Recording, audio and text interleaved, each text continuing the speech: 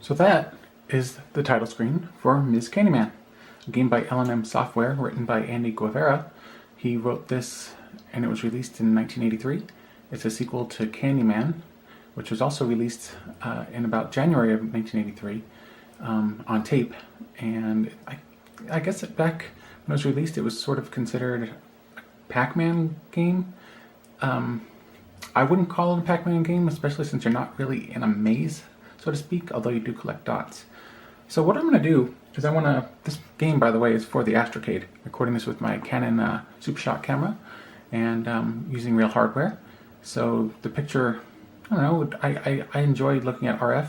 I think it looks way better than looking at games under emulation. And so you'll probably pick up some background noise. It's typical, but it makes the games more real to me. What's not real is I'm not using an Astrocade controller. I'm using a, what is it called? A L&M controller. This is an all-play 4/8 Supreme 78. This controller is made using arcade parts for the Atari 7800 computer or console. I bought this a while back. It works really, really well. I love it. I use this game in 4-way mode. Here's a picture of the cartridge, an ad for the cartridge, and the game's manual. The resolution is kind of low, but that's what I've got. The first thing I'm going to do is I'm going to select one player. If you select two players, one player controls the Ms. Candyman with the joystick or hand controller, as what they're called in the Astrocade, in port 1, and the second player controls in port 2, which is kind of inconvenient since, as I was saying, I have this nice arcade style joystick and I have it put into 4-way mode so I can't accidentally press diagonals. I'm going to start the game with one player. After I play one quick game, I'm going to actually probably only do one level or two levels, and then I'm going to go back and show some more about the game, give some background, do the best I can to put your head in 1983 and give you guess what that is? If you don't press a button for 30 seconds or something, you get, oh wow, it even shifted colors.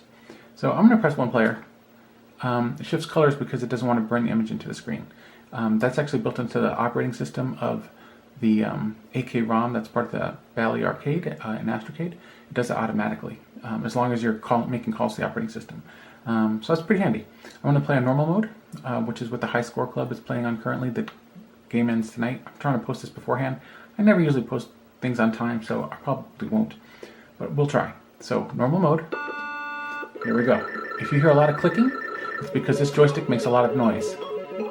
I have the sound turned up quite a bit because I've noticed in the past when I've made videos, you can't hear the sound too good. This game starts out rather slow. As you can see, you're not moving smoothly between positions. On this first level, it seems really slow. However, that's not due to like the slowness of the game, like in a basic game or something like that, because this game speeds up considerably later on. One death, and then you get a tow truck that comes out. These little enemies, they're called, I think these are ghosts. They look identical, and I cleared the first screen. You get same amount of points per screen because every one of these little squares that I'm picking up, these are considered, let's see, lifesavers, and they give you 99 points each. I don't know why he didn't go with a straight 100 points. It would have been a little more convenient to keep track. So you always get the same amount of points per level. I said I was going to die pretty quickly, but I just want to show you a little bit about what happened, because you can't turn the tables on these guys, which is unlike a Pac-Man clone. And as you can see, now every 2 screens you can eat the guys. I think you have, I don't even know what it's based on. It's at 30 seconds or something, but every single time I get one of these guys, I get, I don't know, about 1,000 points. I'm going to go more into detail about this. I have a lot of stuff written down. Right now I'm just talking about this off the cuff. I don't know, I can't remember stuff like the details of these games, which is why then I probably sound boring when I read the details, but to me it kind of fills in the gaps, lets you know what's going on.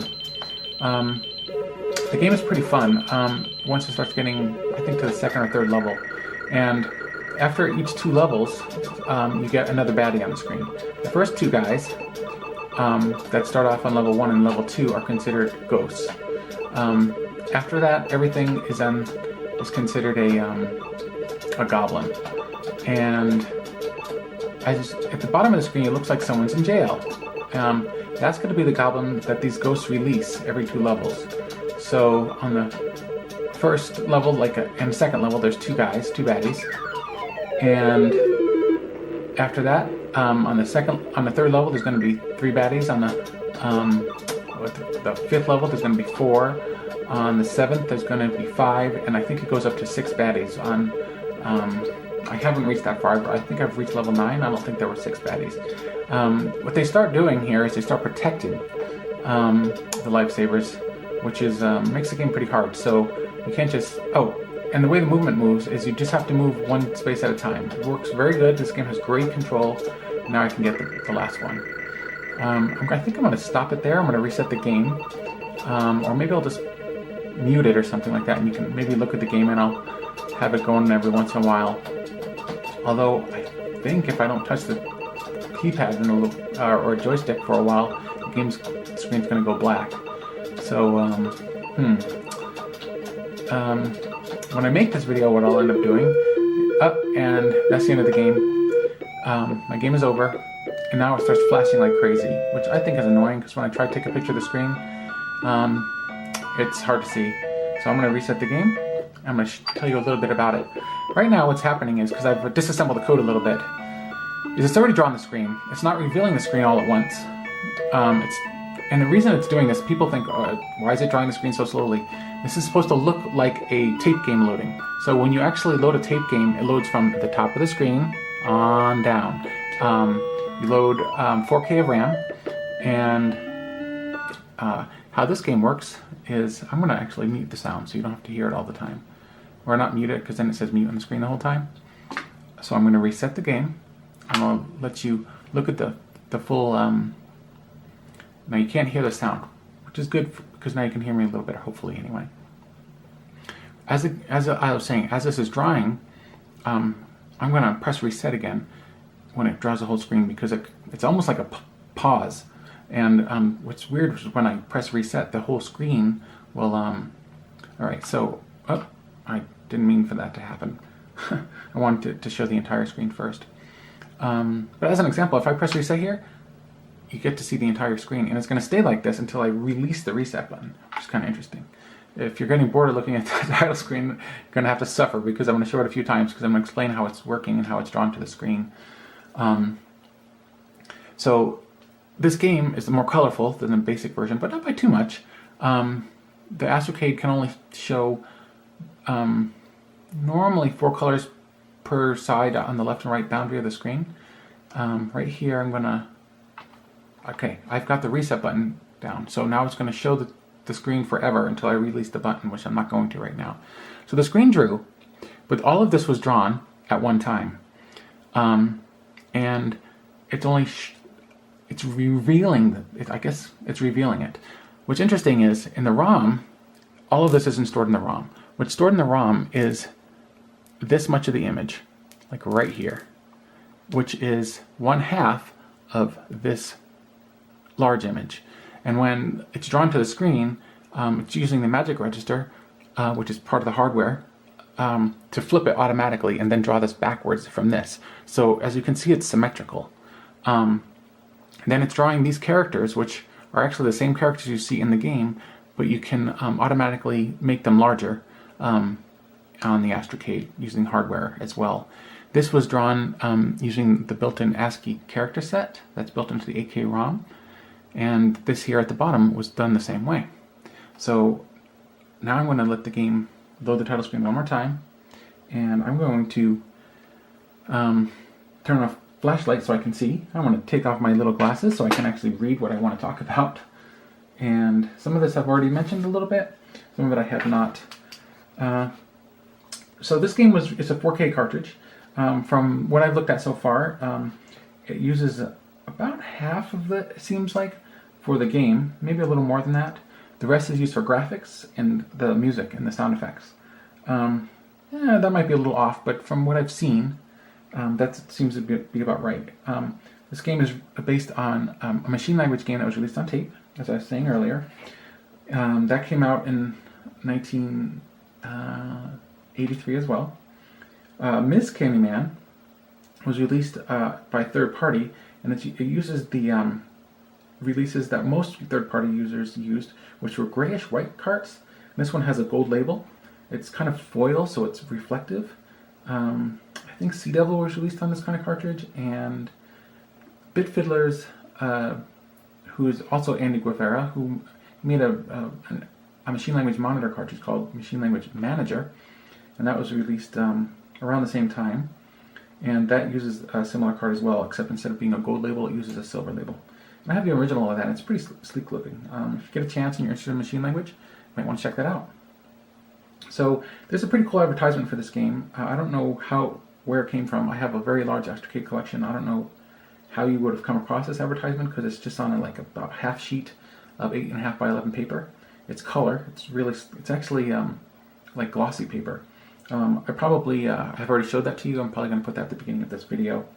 The description from the advertisement says, "This is a real arcade action with joysticks, 1 or 2 players, and 3 levels of difficulty." As you can already see, the levels of difficulty are normal, abnormal, which is just faster, and insane, which is just faster as well. And it does get pretty tough. One thing I do like about starting off in the later levels is that the game moves more fluidly, and which is fine. The game is very responsive even on normal. The first and second levels are a little too slow, I think, but that's just the way the game is made. It's not like it doesn't respond to your joystick movements. It works really well. It's just, I think the game should have probably started a little bit faster. Let's see, there's more than 20 screens, it says, each faster than the one before, and that's no kidding. That's no kidding. The full screen display has exquisite detail, which I think it does. Ms. Candyman must pick up all of the lifesavers as quickly as possible while avoiding contact with the Ghosts and Goblins. During the first half of a screen, the Ghosts and Goblins will try to catch you, and during the second half of the screen, the Ghosts or Goblins will take up protective positions to keep you away from the lifesavers. And this gets much harder as the game progresses, because with the more baddies on the screen, the more hard this game becomes, and they really do protect the lifesavers, which is pretty neat because, I mean, I'm not an expert at Pac-Man. I play the game as Pac-Man as well. I don't know, do they protect? I don't think they take up protective positions and they just won't move. Like in this game, they'll just get next to lifesavers where you cannot get to you can't reach them, which makes the game more of a strategy game as the game progresses. On the first, I don't know, 5, 6, 7 levels, the game, you just avoid the baddies, but as more show up on the screen, sometimes you just want to stay in one area and wait for them to move, which they do seldomly. And that might sound boring, kind of as boring as looking at this screen that's just staying still. But it's not boring at all. It actually, the strategy element really helps this game quite a bit. Each contact with the baddie costs your Ms. Candyman 1 life, and she will nosedive head first into the bottom of the playfield. A wrecker or tow truck will come down and take her off the screen. If it's your last character, it's actually an ambulance, as you've already seen. So the instructions for this game, what I'm going to do here is I'm going to actually start the game on insane level, and I'm not going to move the character around. I'm just going to let it play. The sound is all turned down, so you can just check out how the game plays. You'll see me dive quite quickly. Like I was pointing out earlier, things are moving a little faster. This is the next level, on level 3, this baddie will come out. Right now he's like in jail, and what ends up happening is these, there's the wrecker coming through.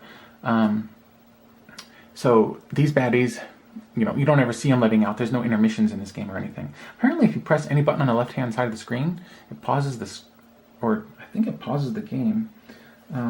Yeah, on the left-hand row. I'm going to try that. Oh yeah, the game is totally paused. That's interesting.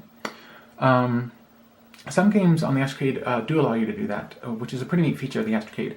It's got that actually built into the ROM, and I dig it. It's a great feature. So maybe what I should do is I should play the game a little bit and pause the game when there's more things going on. So I'll turn it back up so you can hear the game being played. I'll turn it up I think this is a pretty good level for you to hear it, I think. I'm not going to do any talking. I'm actually going to start the game over, because then you'll have to watch the intermissions and all that again. But I'm going to unpause it. And this is the insane level, so check it out. It's a little faster. But I'm going to try to reach a higher level of difficulty, or a higher level, so when I do pause the game again, you can check out more of the baddies. In this game, of course that's my last guy, which is something that happens here. It's very typical of the Astrocade, is when you press a button to restart the game. In fact, it doesn't restart. Oh, yeah, it does restart the game. You've got to listen to all this again. So you don't have to hear that a million times. Let me mute that. So, the Astrocade, just to save some RAM or ROM or whatever, ROM space on the cartridge, the games will just reset as if you hit the reset button. Many games do this on the Astrocade. I don't like that as a feature, but I guess it made the programming easier. I really don't know for sure, but I imagine it did. So, I'm going to unmute the game. We get to one-player game. I'll play normal level. No, I'll play insane level difficulty. Just to see how far I can get, because I never really played this level of difficulty.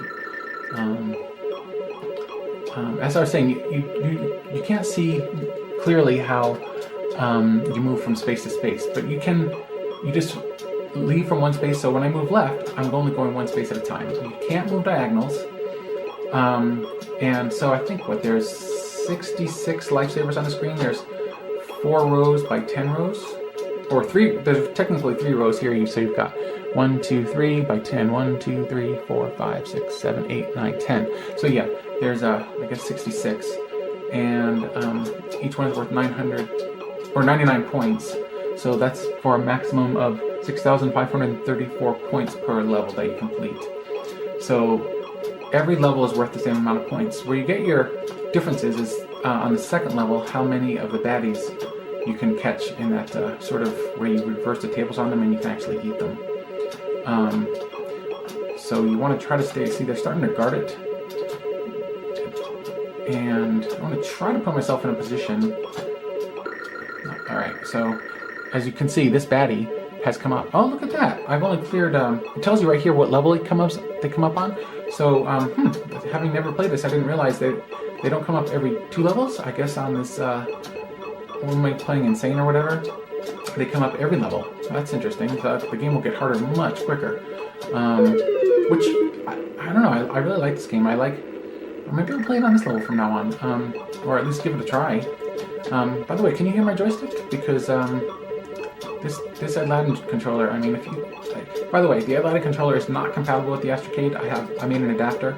The Astrocade does use a 9-pin Atari type control input, but it's not compatible with the Astrocade, or excuse me, with Atari joystick. So in order to play these games, you have to see if this next baddie comes out. Let's see if there's 4. Oh, now that I turn the tables, I can eat these guys. And check it out. Yeah, good stuff, man.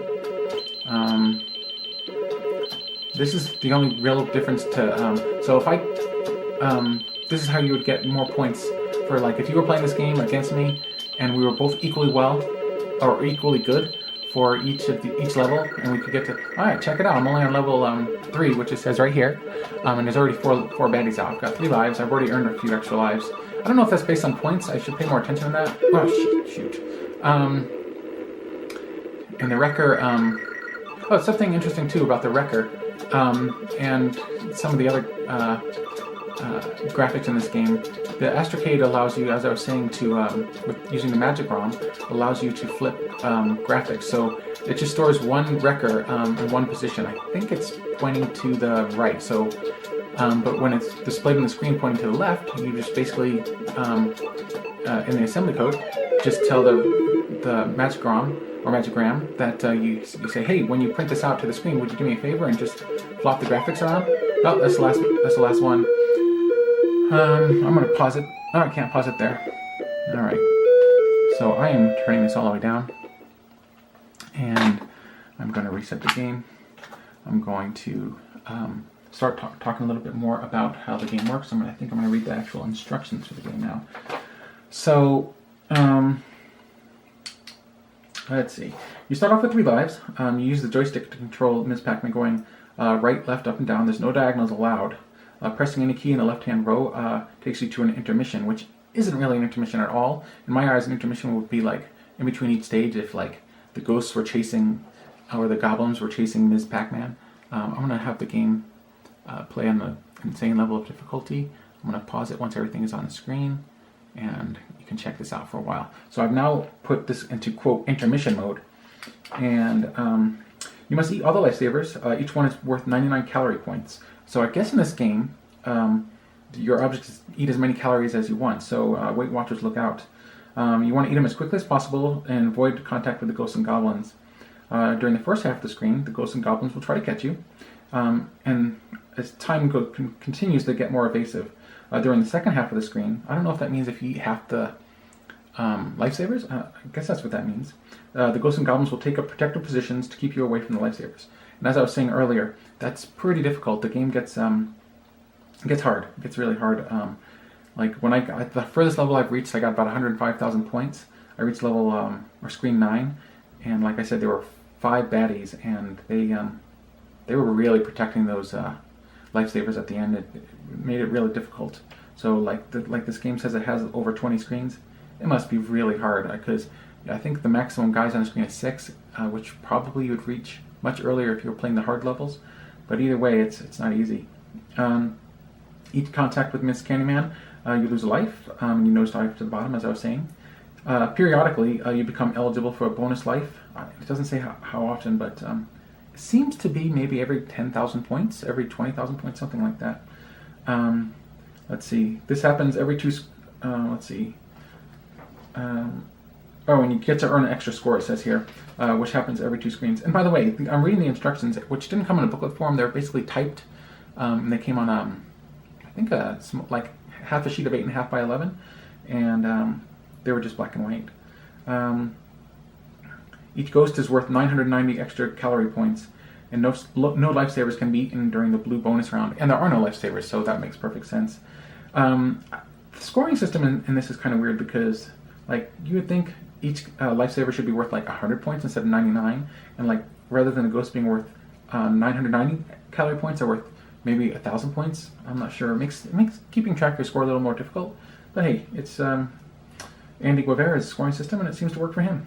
For each screen that is cleared, a new one will appear, and the game speed will increase.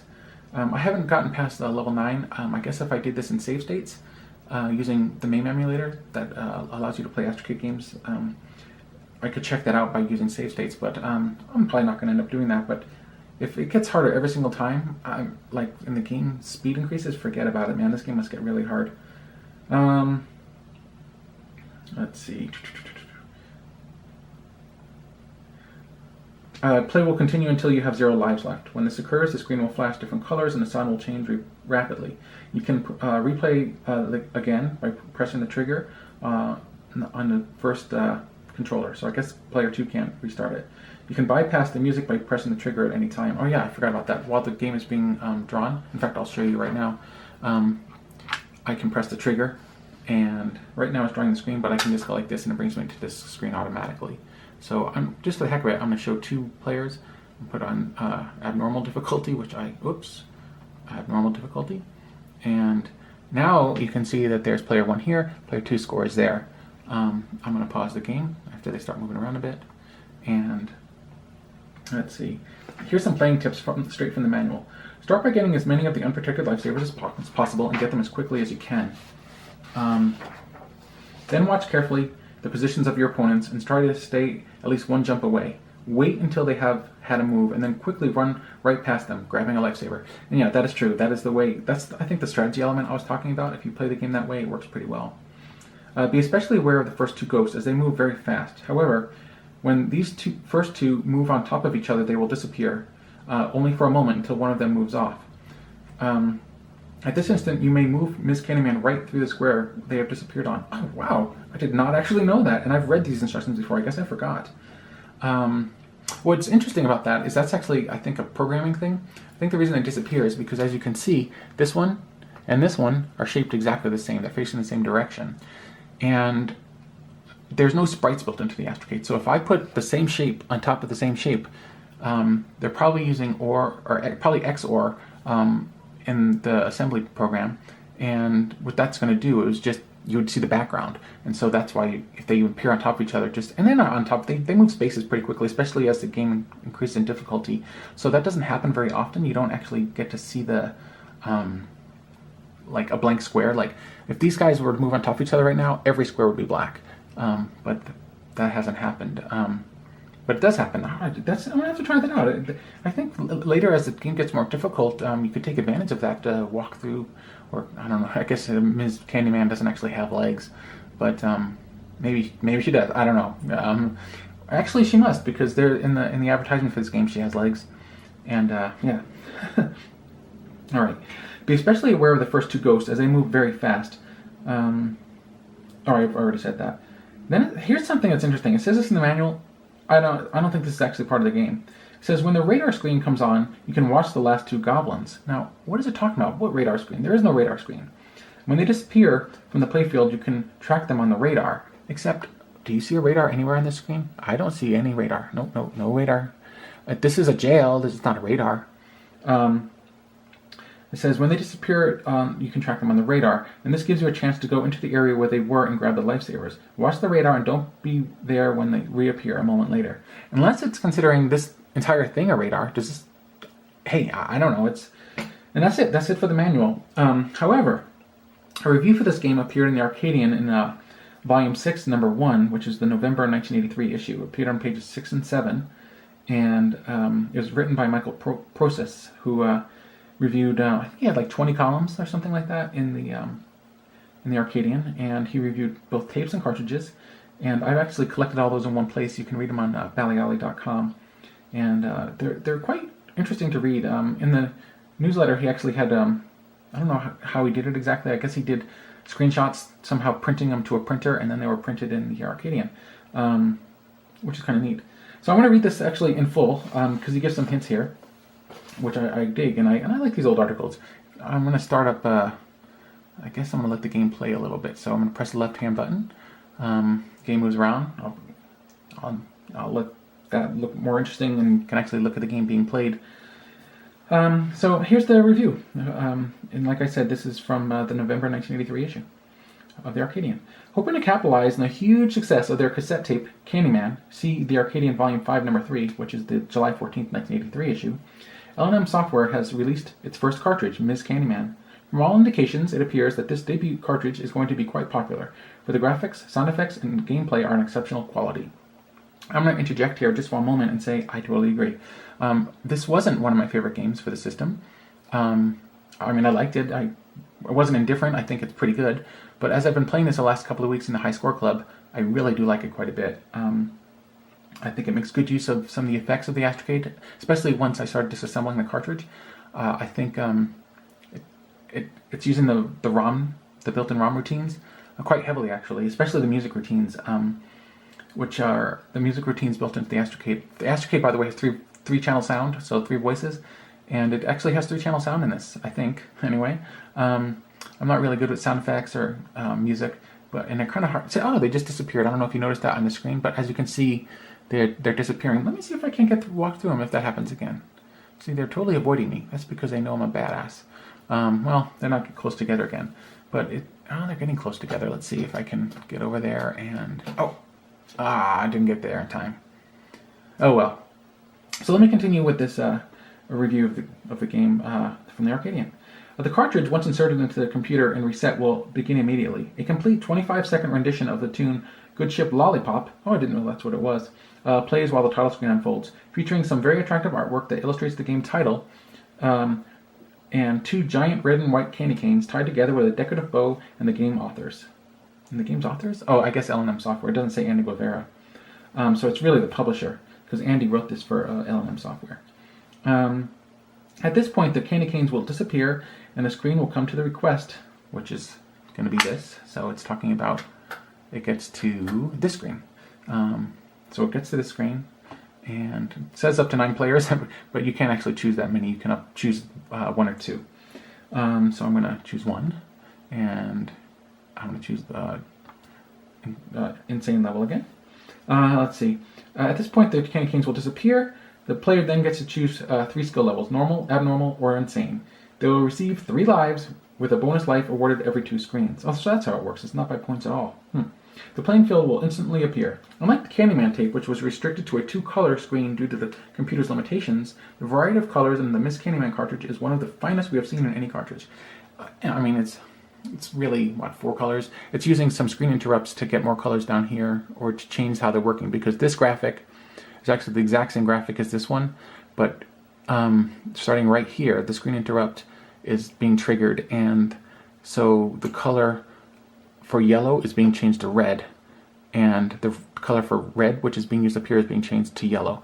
It's a pretty simple thing to do on the Astrocade, because you can do it on any lines you want. A really good game to check that out for is War, which is the Warlords clone.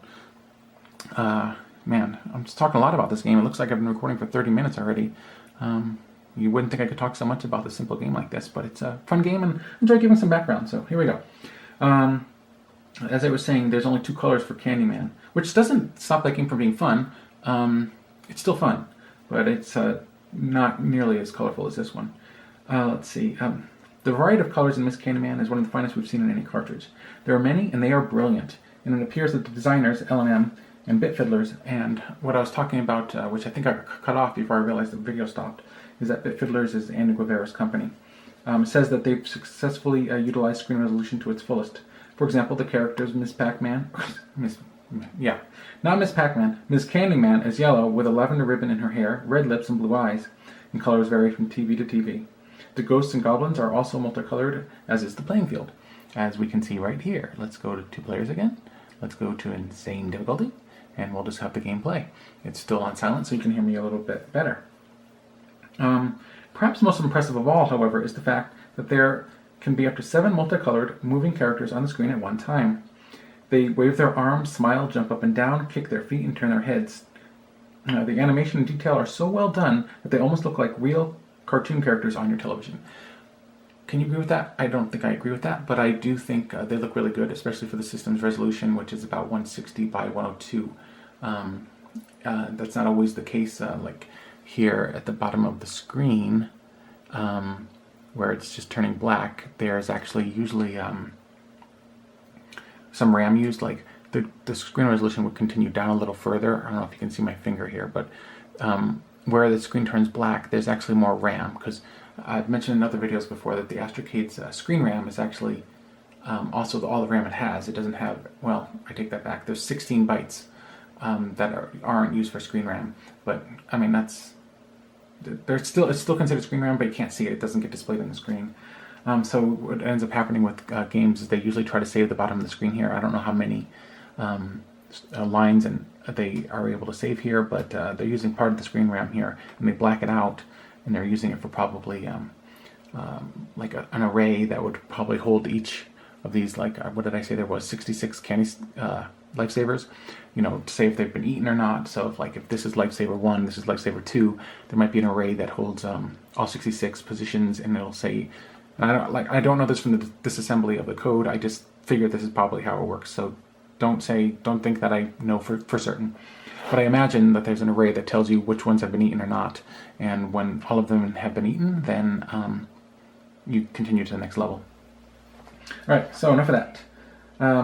As for the game itself, Michael Process continues, the player will have your Miss Candyman positioned at the top center of the screen. The playfield is essentially the same as the one in Candyman, but it looks so much better, and it does. This review that I'm doing here has actually inspired me to actually play Candyman again, because that's a really pretty good game, especially considering that it just loads from tape.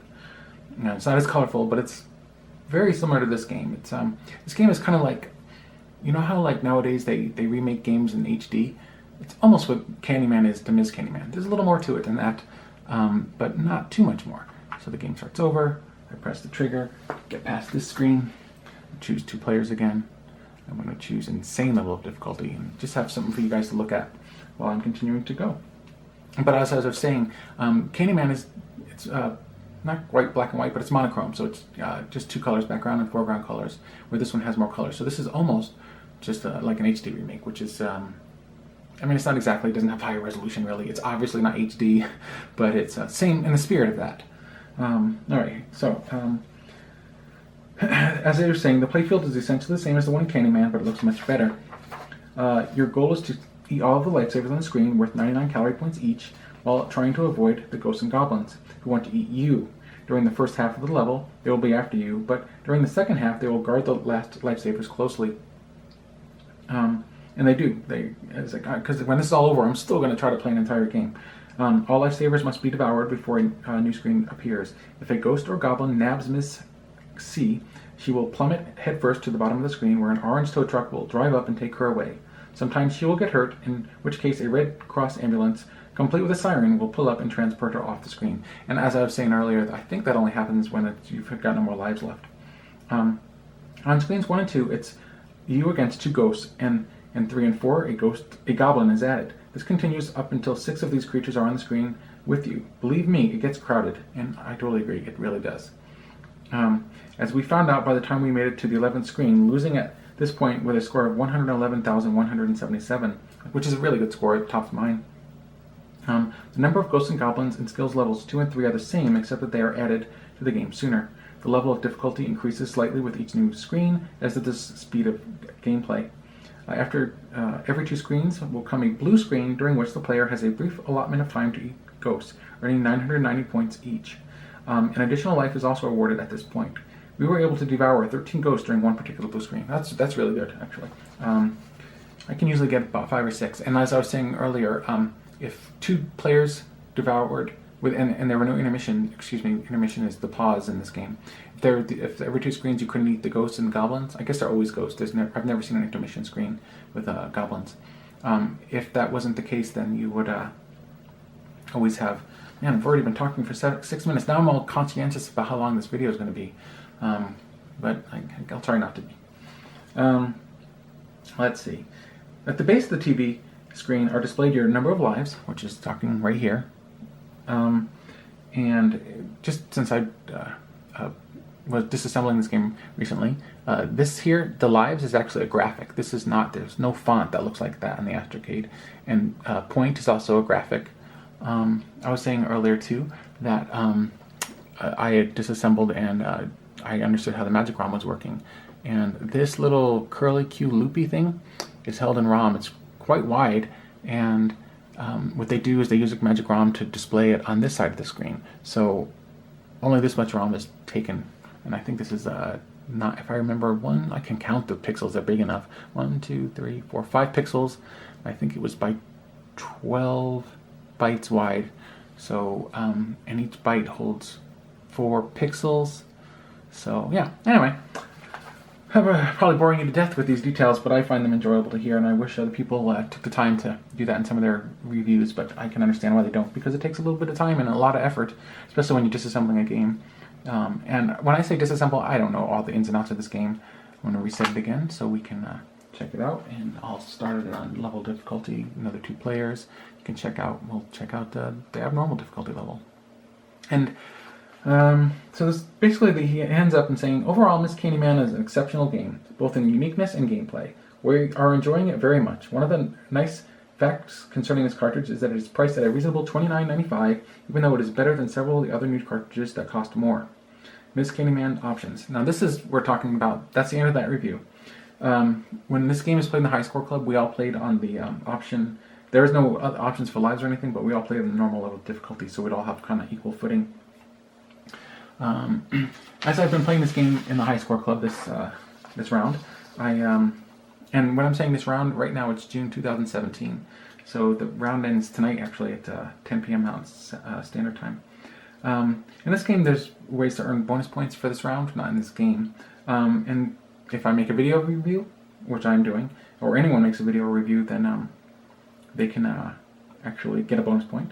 If you play a 2-player game for the High Score Club, you get a bonus point, which is unfortunate because last week my friend Chris was over and we both played this game, but we decided not to play a 2-player game because one of us would have had an advantage, because player 1 gets to use the joystick in port 1, player 2 has to use the second joystick, and since I was using a much better joystick than the Astrocade controller, having used the Supreme 7800 controller in four-way mode, I I would have had a big advantage over my friend.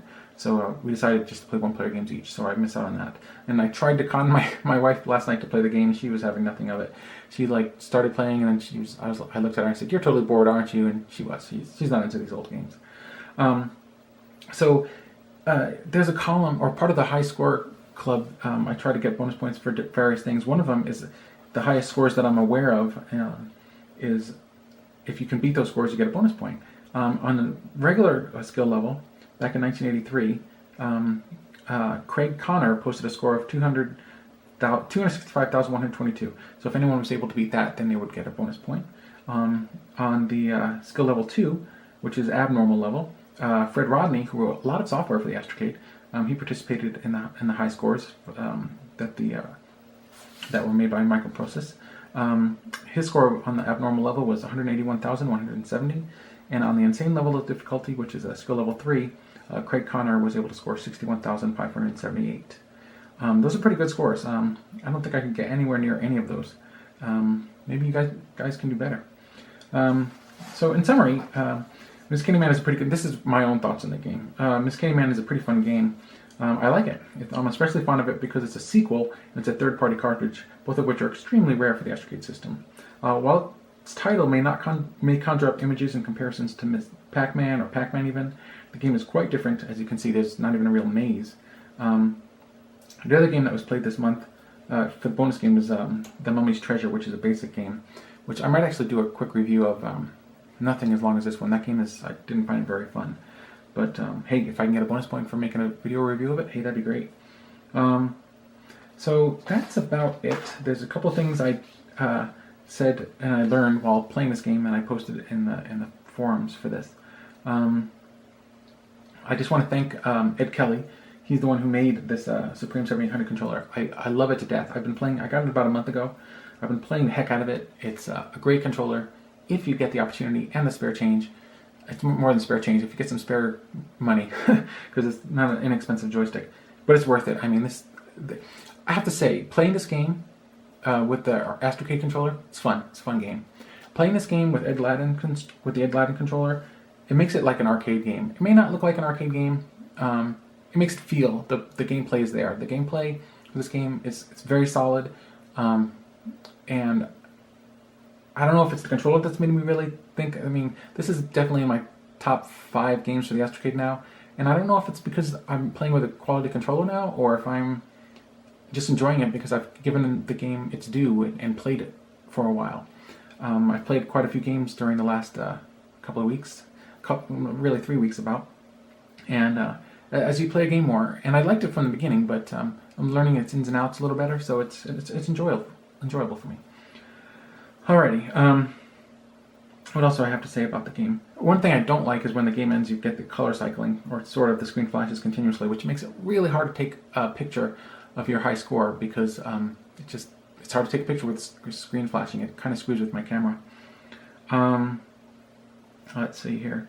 Yeah, I guess that's about all I have to say about the game. So what I'm going to do is I'm going to actually play a game of it now, and so you can see what the game is about. So I'm going to turn up the sound so you can hear it again. I'm going to play a regular game, so I'm going to turn up the sound to, hopefully I don't run out of steam on this battery. Alright, so hopefully that's a good volume. I'm resetting it. I don't want to have to hear this again. Alright, you get to see the title screen. You've seen it. I'm going to select player 1. I'm going to select normal level of difficulty and see how I can do. I might not be talking too much in this while I'm playing, but I might, have little freakouts, which I do from time to time. Something I have learned from playing the game is that it's good if you get stuck near a guy, a baddie, try to be by the diagonal, because they can't go. You can't go diagonal either, but neither can they. So they'll appear beside you, perhaps, left or right, but they will not appear on top of you. Yeah, it's a little bit of strategy. I don't know how much of it is. I have to say, in playing this game, I don't know, I probably played, 20 to 30 games. That's not too many, in the last few weeks. As you get better, the games take a while longer. So I'm going to try to show you a little trick. See, he's guarding that lifesaver now. Which is interesting. Let's say there's one last lifesaver. You can actually move into a baddie, or one of these ghosts if I want to be technical, and you're okay. You won't get killed if it's the last lifesaver, because the round will be over. Oh, there they are. They disappeared because they were appearing on top of one another. So, alright, now they're starting to, I guess about half the lifesavers have been eaten, and they are starting to stick around and not chase after me anymore. So, I don't know if I'd call that AI, but it's, Andy Guevara, if you ever happen to see this video, enjoy your game. I hope I'm saying your name right. If you ever want to be interviewed for the Bally Astrocade, let me know. Let's see here. I've actually looked for the program I was game with. Alright, so now I can eat the ghosts. In the review, they said they've eaten up to 12 of them. Let's see how many I can eat. So that's 2, 3, 4, 5, 6, 7, 8, 9, 10, 11, 12, 13. Wow. I was able to get 13. So now there's the first new baddie. He just got out of the cage. He's in the left-hand corner. And he actually will stay in that corner. He actually starts protecting the lifesavers right away. I almost got killed right there. Which is kind of okay, so I was like, where'd they go? I knew they were on top of each other. Okay, I'm gonna, well, alright. Now now I can get over there while he's not there and try to, okay. Alright. I also like, this game, I know it's going to be a weird comparison, but one part of this game reminds me of Tetris. And that is, in the bottom in the jail is the goblin. And if you're familiar with, well, who isn't familiar with Tetris? So, last piece, I'm on level 4. If you're able to, once, like I was saying, comparing this with Tetris, the next one, like, you know how your next piece, you know what it's going to be in Tetris if you have that feature on. It doesn't have to be on. It's not on by default. Or maybe it is on by default. But I'm not doing a review of Tetris, I'm doing a review of Miss Candyman. And let's see. So you know which the next goblin's going to be. It's not going to be that color, because as I was saying earlier, the interrupts change the colors at the bottom of the screen, which is a pretty cool feature. Another game that makes really good use of that is Astrocade, also known as Space Invaders. Literally also known as Space Invaders. There actually is a release of this game. Okay, let's see how many I can get this time. This time I'll count to myself. Let's see. I wonder if in later levels if there's more baddies. I guess I don't think so. I think you just get to eat the ghosts. I've already lost track of how many I've eaten so far.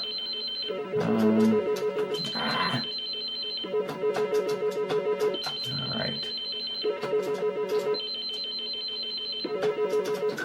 Oh, I don't know. I think I ate 8 or 9. See, now there's 4 baddies. This guy's hanging out in the right corner.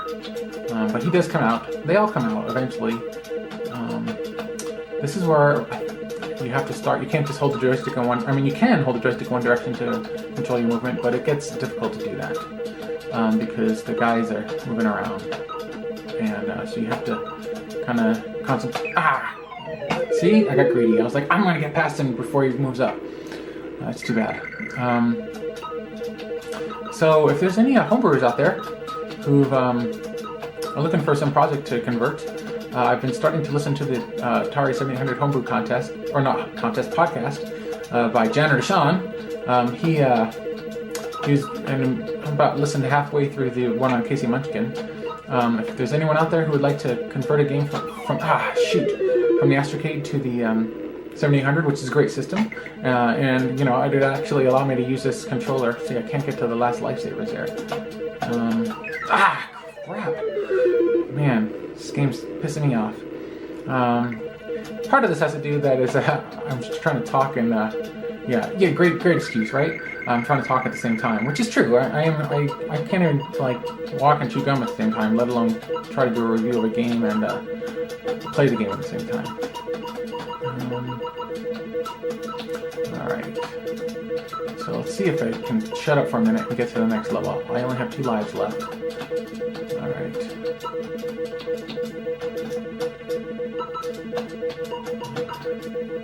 Okay, so that guy can come out at any time. Anyway, I was saying homebrewers. Love homebrew games. Love to use this joystick and play Ms. Candyman. Okay, time to be quiet. And I just got a few more lifesavers to eat, but they get harder and harder. Okay, I can get that one now. That's it. Oh well, you won't get to see another one. Well, guys, I'm gonna wrap it up. Hope you've enjoyed the video, and it's time for you guys to go out and try playing it. Play it in the Astrocade emulator. You'll enjoy yourself. Have a good one.